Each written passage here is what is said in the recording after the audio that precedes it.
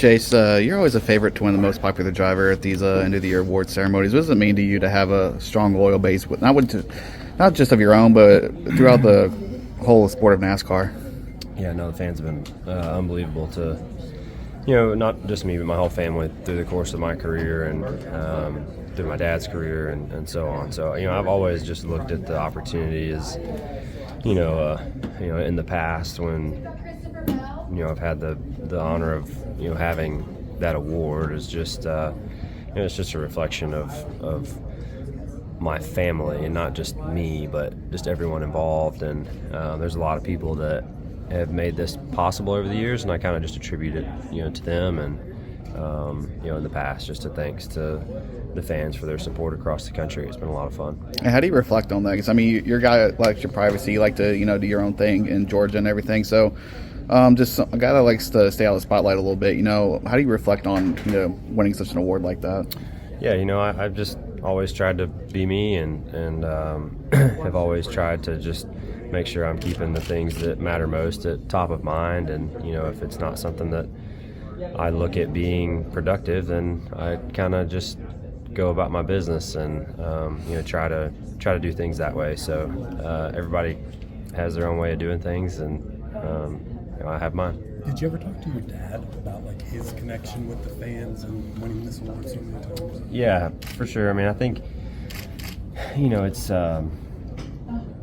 those guys had such a, him and his brothers and my grandfather, and they had just such a neat story, and they were an easy group of guys to like because I think they were extremely relatable with a lot of America and beyond, and I think that's really cool. Granted, my path was totally different. I'm not sitting here acting like it was similar, totally different. But, I think for me, just to look at, in the past and that award is, again, just a reflection of the entire story, not just about me. And I've always kind of looked at it that way and tried to pay my respect through that channel more than anything. But those guys lived the way that they acted the way they wanted to act. They were real. If they didn't put on a show, if they wanted to get back to the car and work on it, and in a way you kind of are just instinctively following being yourself like they were. Yeah, and that's certainly how I look at it, and I think everyone, it's always, when you're not walking in somebody's shoes, odds are you probably don't understand, and I think that it's important to remember that, as time goes and as you grow up and hopefully mature and look at things a little differently. But I think that for me, it's, similar, from the mindset, I think, but just the modern day of how things work now probably is just a little bit of a different reflection of it. Yeah. What kind of things are you looking to do in the off season? Maybe extracurriculars and stuff that doesn't involve racing.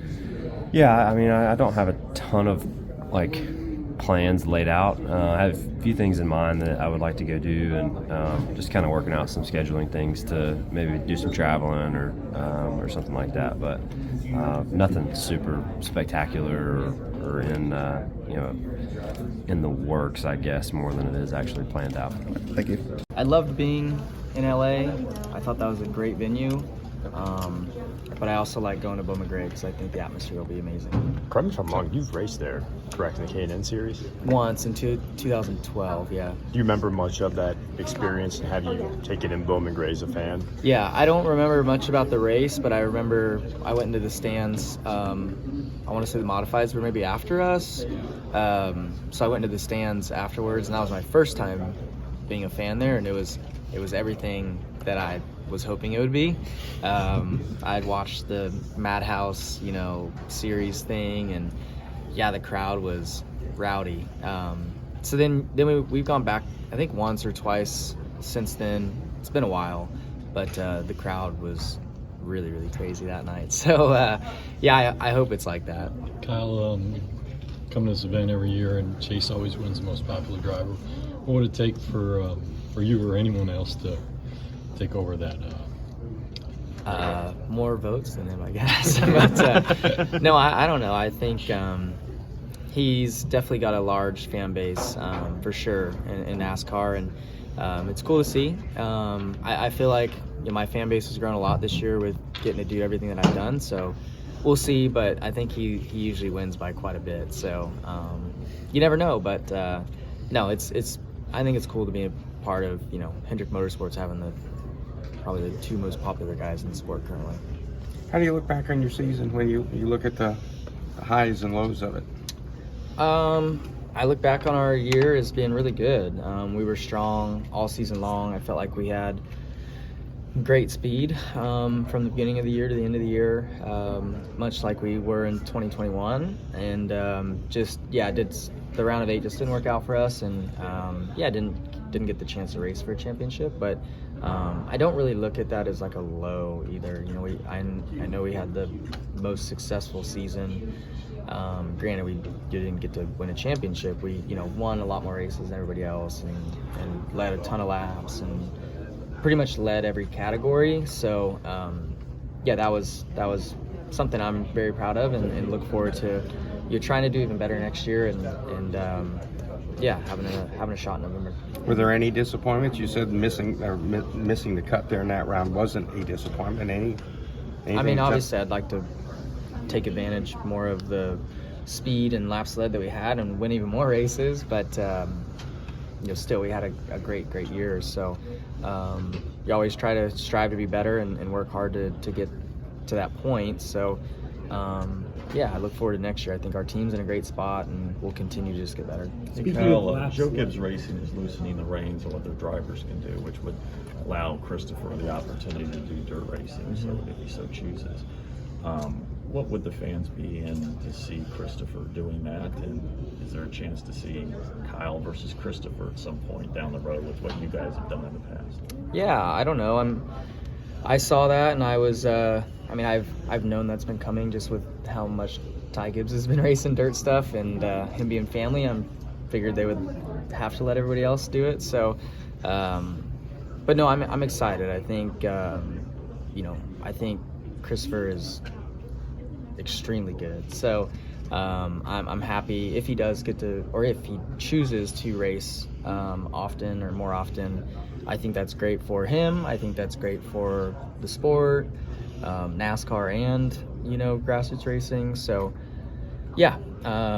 it's exciting. I'm glad that he's getting to do it again, and hopefully we'll get to have many more battles in the midgets and sprint cars down the road. What would that be like to race against him? Obviously, you race against him every week here, but to do it on dirt, and I'm sure if you guys do it, it's going to be a big event, so it's going to be there's going to be a lot at stake in that sense too. Sure. I don't know. I think it's been he hasn't ran as consistently as he did, or as often as he did back when he was doing it all the time. So, he's still Christopher Bell, and he's going to be, I wouldn't be surprised whenever his first race is if he goes and wins. But, so hopefully, we'll get to race and battle up front and have some duels like we used to. And hopefully I'll come out on top more often than, because he beat me all the time for a long time. But, I'm happy. I think it's good for the sport. Does your extra pace doing these races, you feel like help you at the cup level and help you be good getting into an IndyCar? Like, do you almost feel like you need to keep the pace that you always do even in the off season? Yeah. I think I wouldn't be doing it if I thought it hurt me.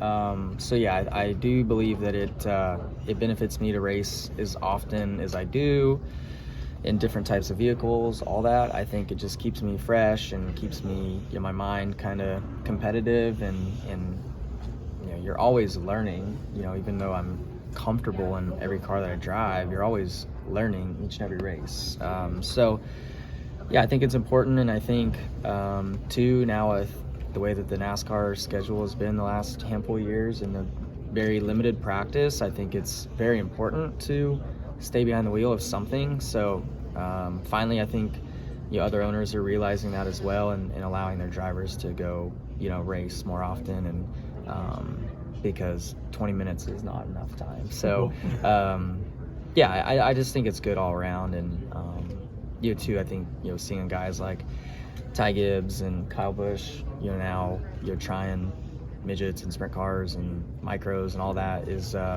very exciting, and I think they also wouldn't be doing it if they didn't believe that it would made them better. What'd you think of Kyle trying to get in and out of his car? Yeah, that was one of the funniest videos I think I've seen online in a long time. I'm not his size, obviously, but it's tight for me too. And when I watched it and Big Al was telling him, get your knees up, I'm like, nope, don't do that. So yeah, I'm sure he's figured out how to get out. But usually I have to like put my legs up underneath my feet further back behind me, underneath me, to allow me to twist out. So I'm sure he's figured it out. He almost burst. Kyle, you mentioned about going to Australia later in the year. Just what other off-season plans do you have, and have you been able to do anything fun, or has it kind of just been business as usual since the season ended? No, we just got back from the Bahamas yesterday, so we spent 5 or so days there, and that was fun, with the family and kids and all that. Had to come back here for the banquet stuff, and then I'll go race in California Saturday, Sunday, Tuesday, and then Saturday again. Then we have another vacation after that, and then Australia, and then that'll go right to the shootout, and then the NASCAR season basically starts right after that. So yeah, not a whole lot of like relaxing at home, but definitely you're away from NASCAR, which is cool, but I'm racing a lot to try and keep myself ready to go for the season. Do you kind of have an estimate of like how many races you would do in a given off season, or at least this year? It varies. This year is more than the last couple years. 2 years ago we had our son Cooper, so I didn't race. I raced like one time, I think, that off season, which was really nice. That was the first time I really didn't race at all. And then I've kind of just been getting a little bit more again. I really enjoy doing the West Coast, midget races, getting to be, at home, not at home, but on the West Coast, and then racing a midget too is fun. I don't like to do it during the year. Racing midgets are a little sketchy. And then going to Australia again. Will be fun. I've never been to the western side of Australia, so wanted to race at Perth, and excited to get the high limit race there, and just get to experience a new part of the country that I've never been to. All right, thank you, Kyle. I think it would have been if it was something that I did, right? Like, I had a couple fans on Twitter yell at me for not maintaining my weight, and I'm like, I don't think you understand how this works. So, something that obviously I hate it for our team. Our team works really hard, and it's just something that we made a mistake on. And at the end of the day, it wasn't something that I did. So I think that would have made it weird. But bummer situation all around, right? Wanted a 100-car to win the championship and missed out on that, which sucked. Did look kind of like thank you. No, so he hasn't texted you or anything? No, Joey, I don't think Joey's ever texted me. I don't think Joey has my phone number. So, congrats to him for taking advantage of the situation, though, right? Like, he did what he needed to do. That team, honestly, we gave them an opportunity, and they capitalized on it. So, congrats to them. They did a great job. Have you seen the notice that JGR drivers are now allowed to race on dirt tracks and stuff? And would you like to be able to? I don't know. Let me put it this way: are you able to? Yeah, I'm allowed to. Okay. I made my own decision to take a break, but I think it's cool. Obviously, I think Ty has a big passion for dirt racing. All of a sudden, or not all of a sudden, like he had interest in it for a while, and he's talked to me about it a couple times. So that's cool to see. Excited to watch. Like, same as watching Kyle at Chili Bowl. Like, I'm excited to watch guys that haven't run those cars get in it and do it. It's gonna be fun. And a quick one. Years ago, when I first interviewed you, you talked about working on cars. Do you do that in the off season? Yeah, for sure. I mean, I'm taking 4 cars at Chili Bowl, so hopefully we can start there as a baseline, right? I think that's the biggest thing is trying to operate at that level to start and kind of have that be our baseline and go up from there. So, excited to see what 2025 holds. I think we did a really good job to end the season, and looking forward to it. when we talked at the end of the 23 season, there was a lot of, I guess, frustration, disappointment, just how everything went at the end of that year. It was just down, right? Yeah. It feels like you're on the opposite side of that, where there's an upswing at the end of the year now. How does that compare and contrast from where you were at the end of 23 to where you are now? Yeah, I mean, honestly, our cars were just faster at the end of this year, which was nice. So, yeah, just being able to run as well as we did was nice, and I think, getting some confidence back that maybe it's not me and maybe I can actually do this was nice. So, I think we're in a good spot as a team, and I think we have some positive things coming that are going to be better, and looking forward to it. Was the DQ kind of at least when it happened, with how good you guys are running, was it kind of deflating, or have you guys basically moved on from that at this point? Yeah, I mean, we went and contended for the win the next week, so I wouldn't call it deflating. It certainly was disappointing, and just part of racing at times. That stuff's going to happen, and unfortunately we let it happen. But it was certainly disappointing, but I don't think it deflated our race team. I think it didn't really change much of what we were doing. I feel like we continued to operate at a high level. Obviously Phoenix didn't go how we wanted it to, but other than that, I felt like we did a really good job the rest of the season. I mean, Martinsville looks bad on paper, but we ran 13th at Martinsville with no power steering for the last half of the race. So, I think we were doing the right things for sure. And then now in the off season, have you managed to do anything fun, or has it been work or business as usual? I would say I'll start to free up next week. We kind of had a lot of production days like right off the bat, and I was pretty busy with different things. So finally start to free up a little bit next week. I think Alex. Yep. Steven Stumpf of Frontstretch.com here. Come back for more great racing videos, and if you like us, don't forget to hit that subscribe button.